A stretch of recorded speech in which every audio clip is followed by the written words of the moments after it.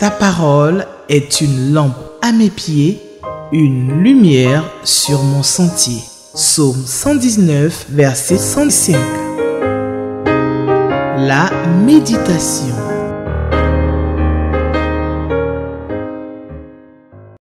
Téléspectateurs d'Espérance TV, je vous salue dans le merveilleux nom de Jésus-Christ de Nazareth. Je bénis le Seigneur pour l'occasion qu'il nous donne de nous retrouver pour méditer sa parole. Cette parole qui est la vérité et cette parole qui est une lampe à nos pieds et une lumière sur notre sentier. Pour ce temps de méditation, le lecteur de la Bible nous propose pour ce jeudi 2 octobre 2025 le texte de l'Épître aux Hébreux, le chapitre 2, les versets 10 à 18. Hébreux chapitre 2, versets 10 à 18.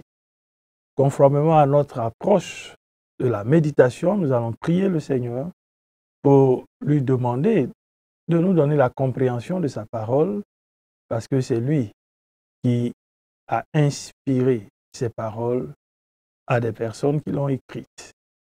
Prions le Seigneur. Nous te bénissons, grand roi, grand Dieu, le maître de tout l'univers. Nous bénissons ton nom parce que tu es bon pour nous et chaque jour tu prends soin de nous par le moyen de ta parole qui nous enseigne, qui nous convainc, qui nous instruit, qui nous équipe pour que nous soyons utiles à ton œuvre entre tes mains. Merci pour cette journée et ce temps que tu nous donnes de méditer ta parole. Oriente-nous, éclaire-nous, parle-nous, s'il te plaît. Merci de le faire par l'action du Saint-Esprit. Et nous te demandons cela au nom de Jésus-Christ. Amen. Hébreux chapitre 2, versets 10 à 18, c'est le texte de la méditation du jeudi 2 octobre 2025. Nous faisons la lecture du texte.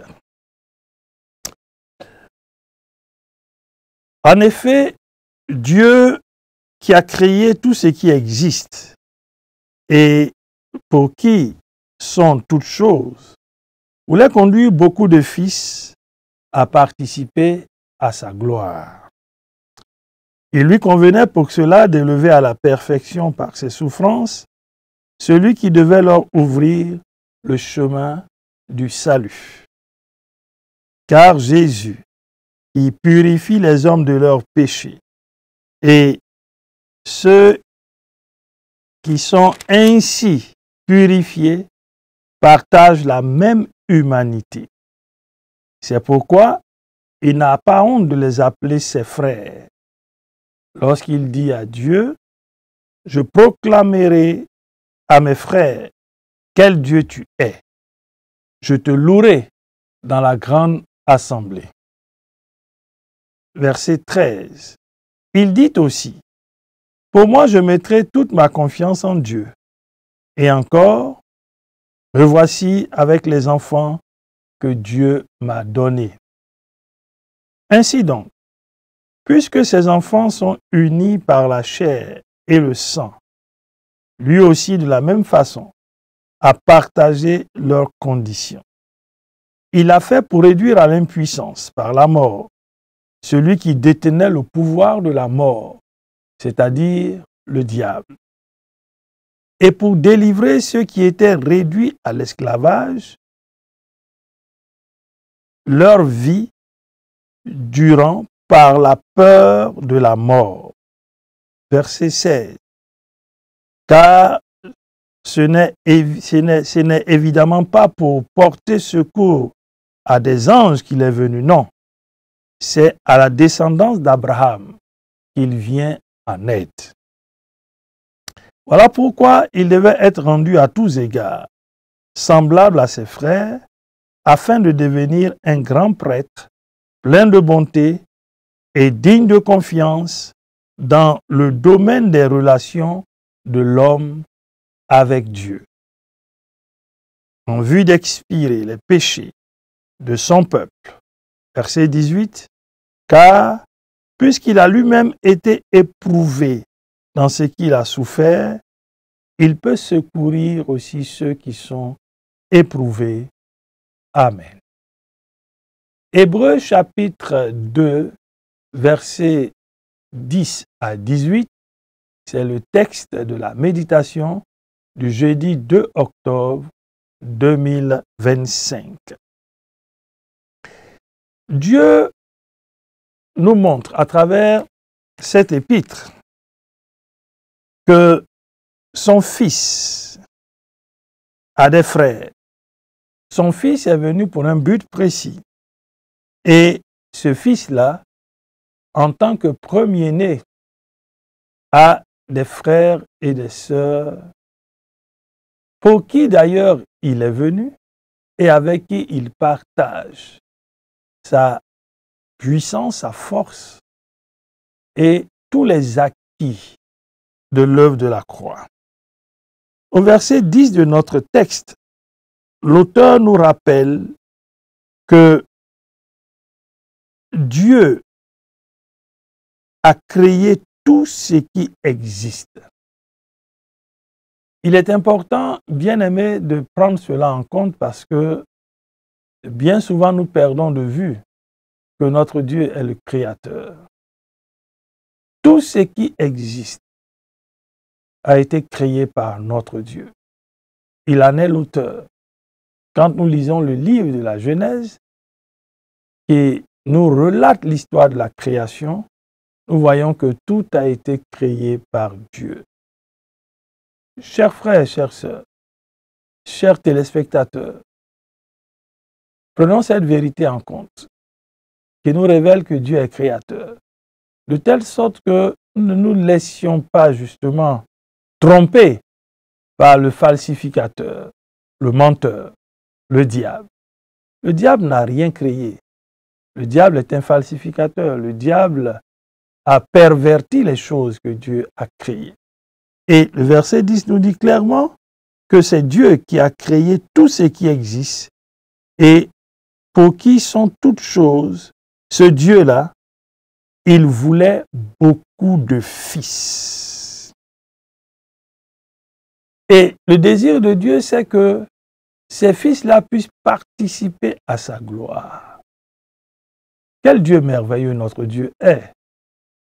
Il a tout créé et il s'est donné les moyens d'avoir beaucoup de fils. Le premier parmi ceux-là, c'est Jésus-Christ de Nazareth. Et c'est par lui justement que les autres fils de Dieu ont pu acquérir cette identité et cette position. Et l'auteur de l'Épître aux Hébreux nous rappelle que cette œuvre que Christ a faite, il l'a faite à travers la souffrance. Le texte est très clair. Il dit que Dieu a élevé à la perfection par ses souffrances celui qui devait leur ouvrir le chemin du salut. Bien-aimés, Jésus-Christ de Nazareth est celui qui nous a ouvert le chemin du salut. Il t'a ouvert le chemin du salut.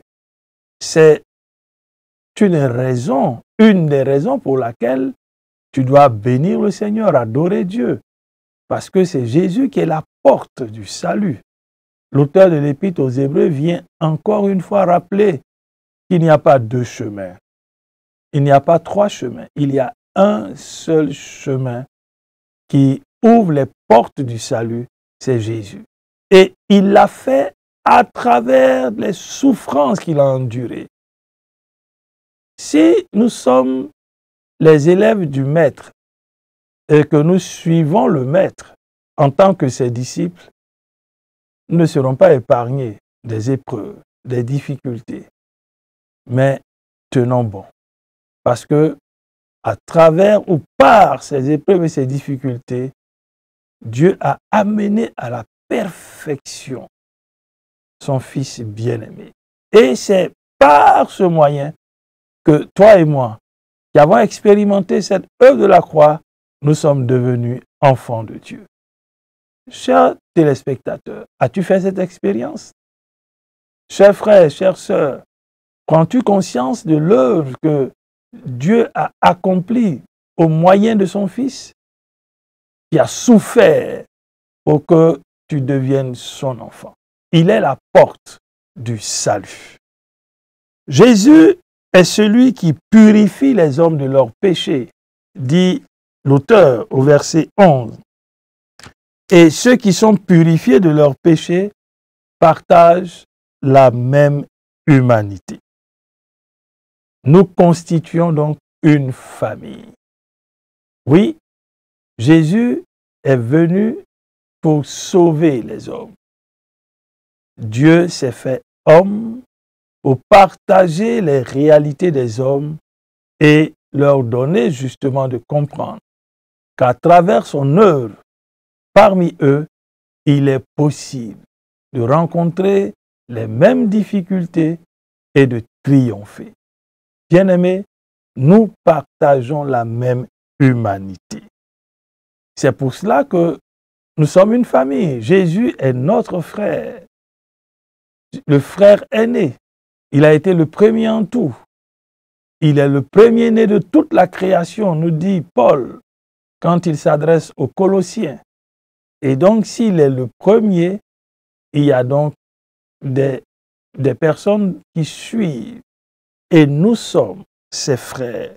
Lui-même le déclare en rappelant à son Père que nous sommes ses frères. Quelle grâce, quel privilège, devrais-je dire, d'être les frères de Jésus. Oui, cher ami, chers téléspectateurs, tu peux aussi l'expérimenter.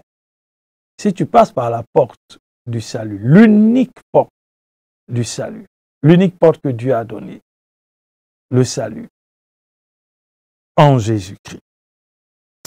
À partir du verset 13 de notre texte, le Seigneur rappelle encore une fois que lui, en tant que aîné, en tant que premier-né, il vient partager les réalités que vivent ses frères. Oh, c'est merveilleux de le savoir. Ce que nous vivons n'est pas étranger à notre frère aîné.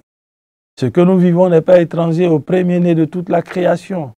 Ce que nous vivons n'est pas étranger à celui que Dieu a fait premier en tout.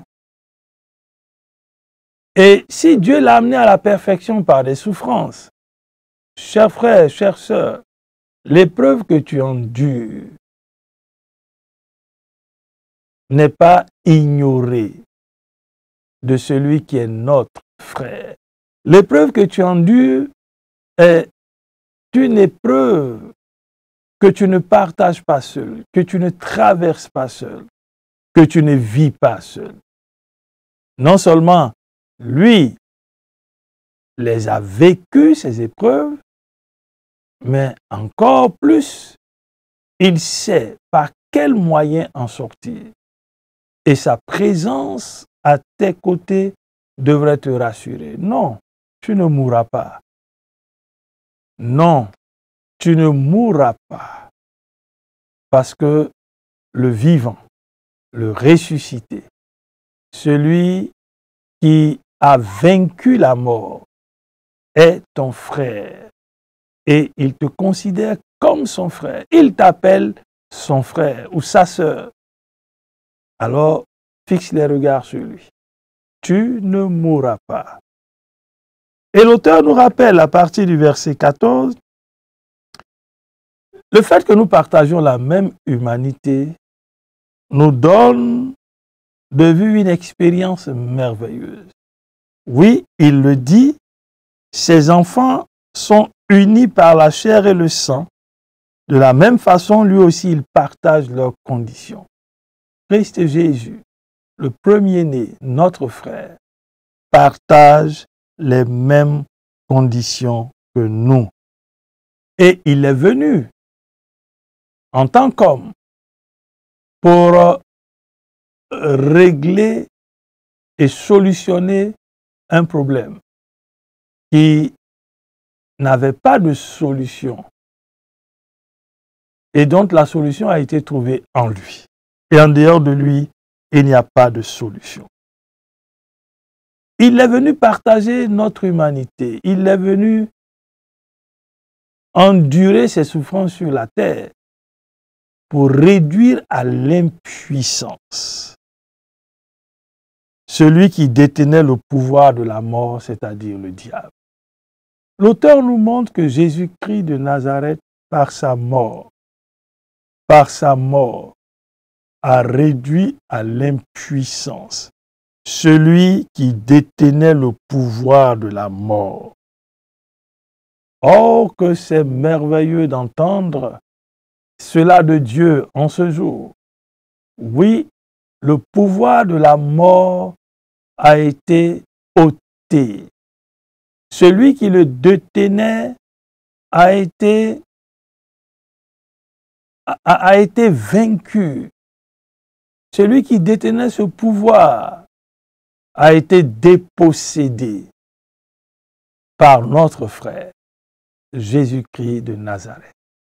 Et par sa mort, l'auteur nous rappelle qu'il a réduit à l'impuissance, c'est-à-dire ce qui faisait la force du diable. Jésus, par sa mort, a ôté cela. Il a désarmé l'ennemi. Il a démasqué à la croix. Il a réduit à néant ce qui faisait sa force. Et d'ailleurs, l'auteur de l'épître de Paul, l'auteur Paul donc, qui a écrit l'épître aux Colossiens, rappelle dans une version qui nous donne de comprendre la portée de ce que notre texte nous dit, la version d'Alfred Quinn, Parole vivante. Il dit que Jésus, par sa mort, il a démasqué, il a désarmé l'ennemi. Il a exposé la faiblesse des pouvoirs de l'enfer. Et par son triomphe à la croix, il a traîné le diable dans son cortège. On comprend donc que cette œuvre à la croix, elle est toute suffisante pour apporter la solution à tout problème qui peut se nommer sur la terre. Parce que Jésus, en triomphant à la croix, nous donne aussi de triompher. C'est notre frère. Il a réduit donc à l'impuissance celui qui détenait le pouvoir de la mort, c'est-à-dire le diable. Et il a fait par sa mort. Et en le faisant, l'auteur nous montre que Jésus a délivré tous ceux qui étaient réduits à l'esclavage, leur vie durant, par la peur de la mort. As-tu peur de la mort? Jésus-Christ, par son œuvre, l'auteur nous le dit, délivre tous ceux qui étaient réduits à l'esclavage, toute leur vie durant par la peur de la mort. L'œuvre que Christ a accomplie à la croix nous délivre de la peur de la mort. Parce que pour ceux qui ont fait cette expérience, qui sont ses enfants, qui sont ses frères, qui sont donc les enfants de Dieu, frères de Jésus-Christ, ils n'ont pas peur de la mort. Paul le dit, la mort m'est un gain. Parce que la mort n'est pas la fin pour eux. Au contraire, chers frères, chères sœurs, c'est un privilège d'être les frères de Jésus. Chers téléspectateurs, c'est une bonne nouvelle de savoir que quelqu'un a réduit à l'impuissance celui qui détenait le pouvoir de la mort, le diable, par sa mort et par cette même œuvre, cette même personne, en l'occurrence Jésus-Christ de Nazareth, a délivré tous ceux qui étaient réduits à l'esclavage toute leur vie par la peur de la mort. Tu as peut-être une peur bleue de la mort. Tu peux en être délivré. Si tu reconnais l'œuvre que Jésus a accomplie à la croix, si tu le reconnais comme la porte du salut, parce que Dieu l'a amené à la perfection à travers la souffrance pour que par lui, le salut soit donné aux hommes, si tu reconnais cette œuvre, tu seras sauvé. Et la mort ne sera plus une hantise pour toi. Parce que ceux qui ont fait cette expérience de l'œuvre de la croix, ils ont en eux cette espérance vivante du retour de leur maître qui vient les chercher. Quelle merveilleuse nouvelle! Et l'auteur termine justement cet épître par rapport à notre méditation. Il rappelle que notre grand frère, Jésus-Christ de Nazareth, n'est pas venu pour les anges, mais pour la descendance d'Abraham, pour des hommes et des femmes comme vous et moi. Son amour pour nous, sa compassion pour nous, l'a amené à venir vivre nos réalités pour nous en délivrer. C'est pour cela que l'auteur proclame solennellement que ce Jésus-là, il est devenu le grand prêtre, le souverain sacrificateur, celui qui est venu pour que les péchés des hommes soient pardonnés, celui qui, par l'épreuve ou les souffrances qu'il a endurées, celui qui est capable de secourir ceux qui sont aussi dans la souffrance, qui traversent des moments difficiles, qui sont devant des situations éprouvantes. Jésus est passé par là et il est venu nous secourir. Quelle grâce et quel privilège! Chers frères, chères sœurs, tiens bon, Jésus est venu pour te secourir. Chers téléspectateurs, si tu ouvres ton cœur et tu crois, tu mets ta confiance en ce Dieu-là et que tu passes par la porte du salut qu'est Jésus-Christ, il vient te secourir dans les épreuves parce que lui-même est passé par là. Il a la solution, il est la solution. Viens et abandonne-toi entièrement entre ses mains et tu verras la paix qui va envahir ton cœur, la joie qui va t'animer, la sérénité qui va te caractériser en dépit des épreuves, en dépit des souffrances, en dépit de la décadence de notre monde. Tu auras enfin une raison de vivre et ta vie servira à la gloire de Dieu. Oui, notre Dieu nous a aimés. Il a donné son Fils qui est venu sur la terre, qui a souffert. Il a accepté de souffrir. Il est mort à la croix. Il est ressuscité. Il a vaincu la mort. Il vit à jamais et il est toujours prêt à nous secourir, à nous sauver. Exaltons-le et saisissons cette occasion pour encore recevoir cette bonne nouvelle. Qu'allons-nous retenir pour notre prière? Seigneur, merci pour cette parole. Nous allons prier pour que Dieu nous donne de comprendre que nous sommes ses enfants et Jésus-Christ est notre frère. Il est le créateur de toutes choses.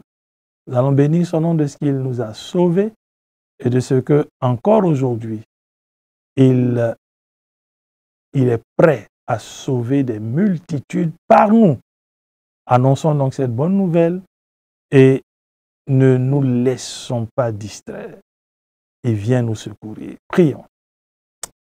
Nous bénissons ton grand nom, Seigneur, parce que tu es le créateur de toutes choses.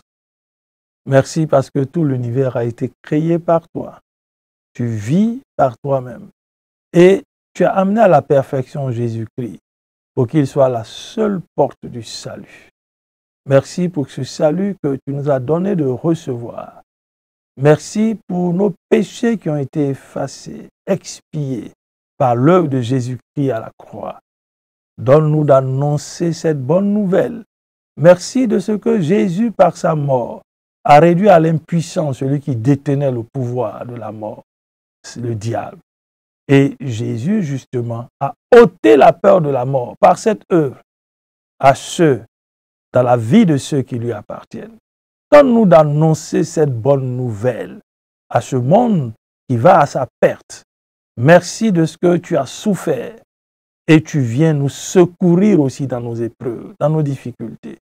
À toi la gloire pour cette œuvre que tu accomplis. Au nom de Jésus-Christ. Amen. Merci, chers téléspectateurs, pour votre présence, votre écoute. Nous nous retrouverons bientôt. Shalom. Ta parole est une lampe à mes pieds, une lumière sur mon sentier. Psaume 119, verset 105.